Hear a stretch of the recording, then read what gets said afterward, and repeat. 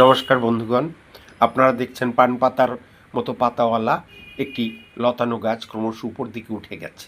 এটি আমার বাড়ির ঠিক পাঁচিল সংলগ্ন একটি সুপুরি গাছের গোড়ায় লাগানো।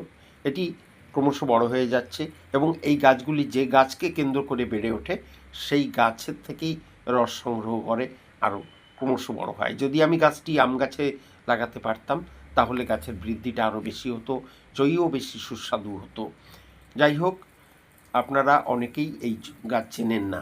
বাজারে দেখবেন ডাল টাল মতন বিক্রি হয়, সেগুলো অনেকেই কিনে নিয়ে যায়, কিন্তু আপনি বুঝতেই পারেন এটা কেন কিনে নিয়ে যায়। এই চই গাছ, চই ডাল, এটা আয়ুর্বেদিক গুণসম্পন্ন গাছ লতানো। আমি অবশ্য চেষ্টা করি যে ঔষধি গুণসম্পন্ন গাছগুলোকে আপনাদেরকে দেখানোর, জানানোর, নতুন প্রজন্মকে শেখানোর জন্যে। এই চই ঝালের যে ডালগুলো দেখছেন ছোট ছোট, যে এগুলো বড় হবে, বড় হয়ে এতে ঝাল হবে। তরকারি বা যে কোনো রান্নায় আপনি যদি এটাকে ব্যবহার করেন, তরকারির স্বাদ যেমন পাল্টে যাবে এবং ঝালটাও একদম প্রাকৃতিক ডালের ঝাল আপনি পাবেন। লঙ্কার ঝালের থেকে ঝাল অনেক বেশি ভালো।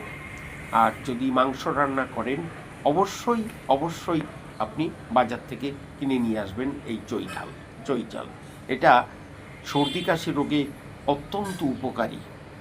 এই যে দেখছেন যে ডালগুলো, এই ডালগুলো বাজারে এমনি করে বিক্রি হয়। কেউ 10 গ্রাম, 20 গ্রাম, 50 গ্রাম, 100 গ্রাম, 200 গ্রাম কিনে নিয়ে যায়। যত ছোট ডাল তত দাম কম, আর যত বড় ডাল তত দাম বেশি। আমরা ছোটোবেলায় দেখেছি মাংসর দোকানের পাশে এই ডালের দোকান থাকবেই।